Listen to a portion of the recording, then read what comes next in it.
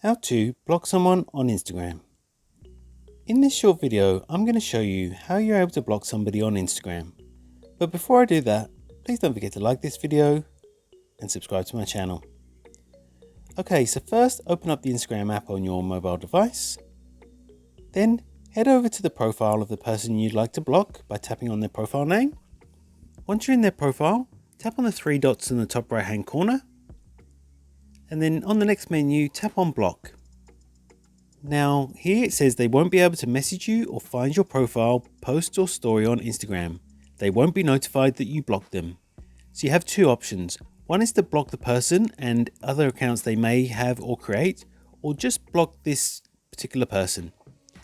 So once you've done that, tap on block, and that's all it takes to block somebody on Instagram. If you found this video helpful, I'd love it if you like the video and subscribe to my channel. Thanks for watching.